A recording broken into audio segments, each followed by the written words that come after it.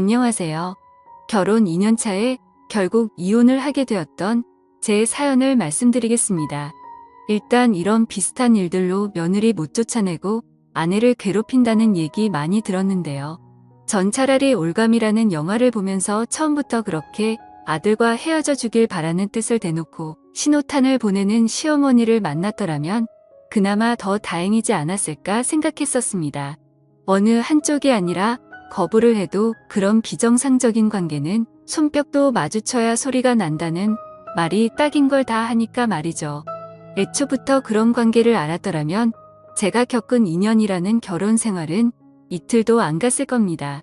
저의 경우는 시어머니가 아들은 언제나 자기 차지이고 집에서는 둘이 연애하며 살듯이 지내면서 제3자가 보기에는 나라는 평범한 아내가 아들 옆에 있는 정상적인 모습으로 보여지길 바라는 경우였습니다.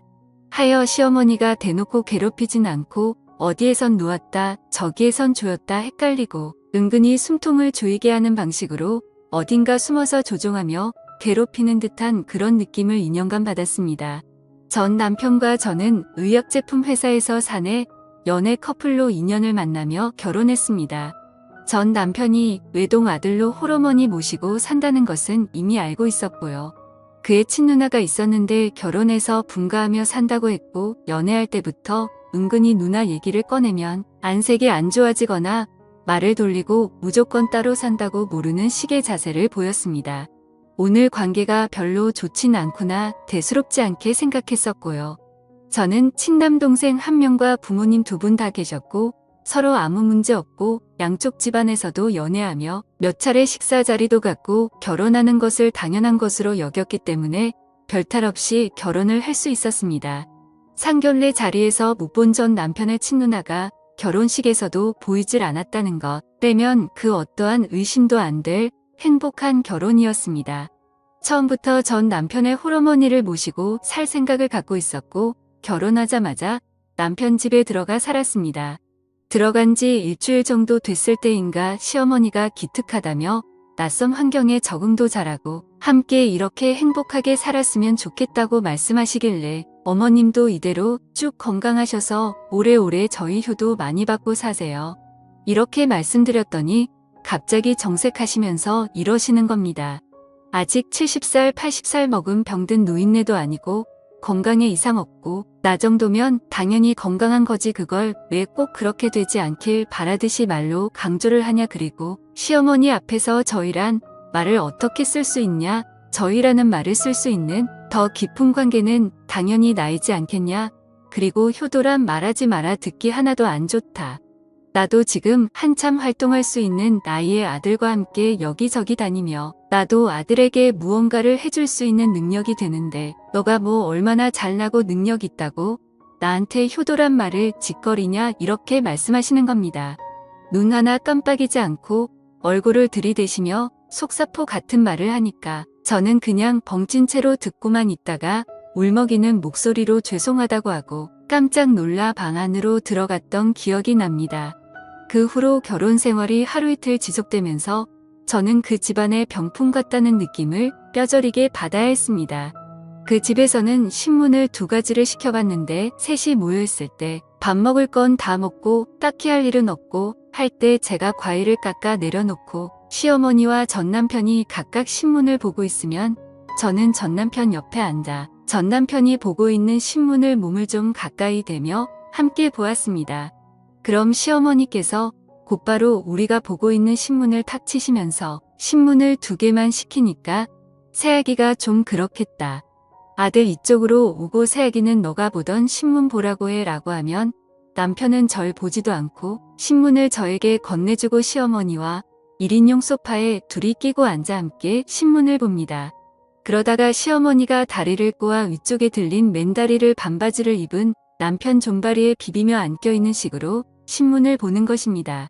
그렇게 되면 거의 시어머니가 전 남편에게 폭 앉혀있는 자세가 되고 남편의 팔은 자연스레 시어머니를 감싸며 신문을 드는 식으로 그렇게 보더라고요. 아들한테 과한 애교 부리는 시어머니의 모습 보신 분들 있으시면 막말로 얼마나 역겨운지 아실 겁니다. 남편의 키가 179 정도였고 시어머니는 저보다 좀 작으셨으니 158 내지 159 정도 됐을 겁니다. 저녁을 차리고 있을 때 남편은 부엌의 맞은편에 있는 베란다에서 담배를 태우고 있었습니다. 그때 시어머니께서 몰래 까치발로 전 남편 뒤로 가더니 왁하고 깜짝 놀래키는 겁니다. 그럼 남편은 시어머니 장난을 받아주듯 장난식으로 괴롭히려는 자세를 취하고 시어머니는 굉장히 바라고 있다는 듯이 아들도 엄마 가슴 만지기만 해봐 이러면서 귀여운 척을 해대고요.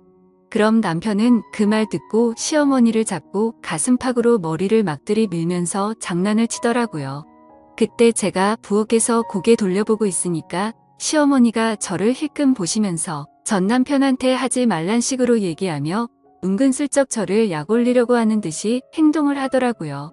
저런 상황들이 계속되니까 딱히 싫다는 눈치도 안 주고 괴롭히거나 내쫓으려는 행동도 안 하고 잔소리 또한 없으시고 정색 안 할 때는 말 하나하나 따뜻하게 말씀하시긴 하는데 마치 집안에서의 상황은 남편과 시어머니가 서로 좋아 죽겠는 신혼 초창기고 왠지 제가 그걸 어쩔 수 없이 보게 되는 시어머니가 된 듯한 그런 느낌이 들고 어쩔 때는 한참 연애 중인 친구 커플이 함께 있는데 제가 그 친구와 베프여서 친구가 저를 데리고 다니는 듯한 그런 제가 꼽사리를 끼거나 병풍 같은 느낌이 들더라고요.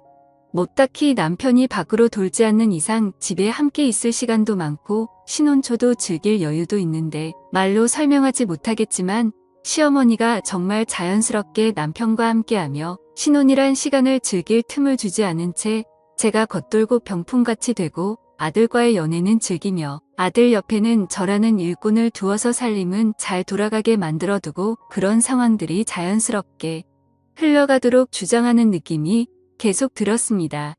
차라리 시어머니가 저를 헤아려 하거나 잔소리나 트집 잡는 게 심하다거나 하면 최근 한 남편 바로 붙들고 무언가를 토로하며 얘기를 하겠는데 이건 뭐 이상하긴 한데 막상 말하려고 치면 말할 것도 없을 뿐더러 저만 이상한 여자가 될 것 같고 그래서 말 못하고 저 혼자 의기소침해져 있거나 뚱해져 있고 신혼초인데 어째 갈수록 깨가 쏟아지는 사이는 시어머니와 전 남편의 관계였죠.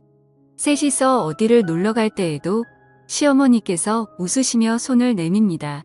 새아기 잃어버리지 않게 꼭 붙들고 가야지 하며 남편을 보고 그 특유의 애교 섞인 표정으로 귀여운 척을 합니다. 그런 며느리 잘 챙기는 엄마가 예뻐 죽겠는지 남편은 시어머니가 사랑스럽단 표정으로 웃고 그렇게 되면 시어머니는 가운데 양옆으로는 저와 남편 이렇게 걸어가게 됩니다. 시어머니는 저와 손만 붙잡았지 아예 몸은 남편에게 틀어진 채로 어디 손짓하며 둘만 얘기하고 저는 소화당하고 가다가 이웃이나 아는 사람을 만나면 시어머니와 제가 손을 꼭 붙잡은 걸 보시며 어쩌면 이렇게 고부관계가 좋을까 칭찬이 자자합니다. 가끔은 남편이 출근했을 때 시어머니 친목 모임에 절 데리고 나가셔서 소개와 인사만 간단히 시켜주고 저보고 집에 바로 들어가라 했습니다. 남편이 오면 이렇게 말을 합니다. 친구들에게 소개시켜 주었다. 그런데 그 친구들은 새 아기를 외적으로도 내적으로도 교양과 품위가 없어 보인다며 무척 싫어하는 눈치를 주기 위해 새 아기 민망할까봐 얼른 집으로 보냈다. 새 아기 보내고 친구들에게 우리 며느리 그런 애 아니라고 입이 닳도록 칭찬하고 겨우 친구들 마음 돌리느라 많이 애먹었다. 이렇게 착하고 예쁜 새아기를 왜 사람들은 전부 다 흉을 보는지 모르겠다. 남편은 그 얘기를 듣고 남들에게 흉 듣고 다니는 저를 안쓰러우면서 한심한 눈빛으로 보고 시어머니는 못난 며느리 거두어주고 다니느라 애쓰는 천사 보는 듯한 눈빛으로 보더라고요. 결혼한 지 얼마 되지도 않아 정말 전 존재감 없고 화창고 별 볼 일 없는 여자로 전락해갔습니다. 그런 상황들이 쌓이고 쌓이며 시어머니가 호의를 베풀수록 남편 앞에서 저는 한심하고 작게만 으며지는 아내가 되었고 제 스스로도 자신감을 점점 잃어가며 우울증까지 오기 시작했습니다. 정확히 속을 터놓을 만한 이유도 모른 채로 점점 숨통이 조여오고 가슴이 답답해져 가고 나도 무언가의 이유를 찾고 소리라도 치르던가 한번 발광이라도 해서 무엇인가를 터뜨리고 싶은데 그럴 만한 명목 하나 없으니 그게 더 미칠 노릇이었습니다. 남편과의 잠자리 또한 신혼여행 이후로 한 횟수가 20번 내라면 믿으시겠나요? 그 적은 횟수의 잠자리도 신혼여행을 제외하면 하다가 전화가 오거나 남편의 피곤함 때문에 작고 사소한 이유가 생겨 제대로 되지도 않았습니다. 임신 또한 전혀 소식이 없었고요. 남편과 시어머니는 이상하게도 임신 문제에 대해 일체 언급 한 번을 하지 않으시더라고요. 어느 날은 잠결에 남편이 베란다에서 통화하는 소리를 들었습니다. 통화 내용은 입에 담기도 역겨운 말이었습니다. 다른 여자와 폰으로 즐기는 남편의 목소리에 화가 나기는커녕 남편의 잠자리조차 만족 못 시켜주는 한심한 제가 미칠 듯이 싫더라고요. 밤새 몰래 울다가 아침에 일어났을 때 남편이 세안을 하러 간 사이에 남편 폰을 봤습니다. 온갖 생각이 다 들더라고요. 저는 결혼하며 그만두었던 회사 사람이 아닐까 하고 핸드폰 통화 내역을 보았습니다. 그런데 새벽에 통화한 사람은 엄마라 저장된 번호뿐이더군요. 주변 사람이 불편할 정도로 심하게 애틋한 관계인 줄은 알았지만 이렇게 직접적으로 이상한 교감까지 하는 아들과 엄마 사이일 줄은 꿈에도 생각 못했습니다. 그 다음날 마침 친구분들과 마실 나가신다며 목욕을 하시는 어머님, 몰래 어머님 방에 들어가 다시 확인을 하기 위해 어머님 핸드폰도 몰래 훔쳐보았습니다. 역시나 그 새벽 시간대 남편과 통화한 내역이 있었고 핸드폰을 확인하고 내려놓으려 할 때 달력에 파란색 펜으로 표시가 되어 있었는데 전날 남편과 통화를 마친 그날의 표시가 되어 있는 것이었습니다. 혹시 그런 날은 표시를 해놓고 주기적으로 하는 것인가 하고 달력을 보니 한 달에 4번, 그러니까 일주일에 한 번 홀로 파란색 표시가 되어 있었고 그리고 그 달 마지막 주 금요일에는 빨간 펜으로 한 번 표시가 되어 있었습니다.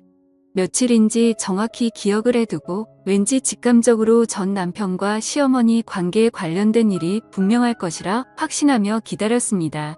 그 달 마지막 주 금요일이 되었을 때 일부러 남편에게 신호를 보냈더니 피곤하다며 다음에 하자 타일러 주듯 하더니 잠을 자더군요.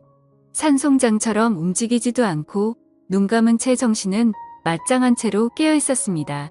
예상대로 대화가 끊긴 지 한참 만에 남편은 살며시 이부자리에서 나가더니 방문 닫는 소리도 안 나게끔 미리 방문고리를 돌려놓고 닫는 치밀함까지 보였습니다. 나가고 시어머니 방문 열리고 닫는 소리가 들려서 채 방문을 열어보니 방문 잠그는 소리까지 확실히 들리더군요. 거실로 몰래 나가서 어머님 방에 귀를 대보았는데 둘이서 무언가를 속삭이고 웃긴 하는데 자세히 들리지가 않더라고요. 그런데 둘의 목소리가 자꾸 어디론가 새어나오는 느낌이 들어 둘러보니 다행히 그날이 여름인지라 베란다 쪽으로 연결된 창문은 열어놓은 모양이었습니다. 허리를 굽혀서 거의 기어가는 자세로 베란다 쪽으로 가서 머리를 조금 들어 시어머니 방을 보았습니다. 그 광경을 보자마자 정말 망치로 머리를 맞은 기분이었습니다. 두 사람이 행복해하는 광경에 그들의 관계에 내가 잘못 끼어들었구나, 잘못 낚였구나 하는 생각이 들 뿐이었습니다. 시어머니와 전남편 앉혀놓고 시어머니 방으로 들어가 달력을 갖고 와 탁자에 던져버리며 빨간색으로 표시한 날이 무슨 날인지 알고 있다고 말하니 두 사람 꼴먹은 벙어리가 되더군요. 그리고 이혼 얘기 꺼내니 남편은 아무 말 없이 순순히 응했습니다. 그러더니 제가 2년 동안 그토록 외롭고 우울해하며 보낸 시간을 자신은 사랑했었답니다. 그리고 홀어머니에 대한 감정도 연민이라는 애정이었다. 다시 기회를 달라. 당장이라도 널 위해서라면 어머니 버릴 수 있다.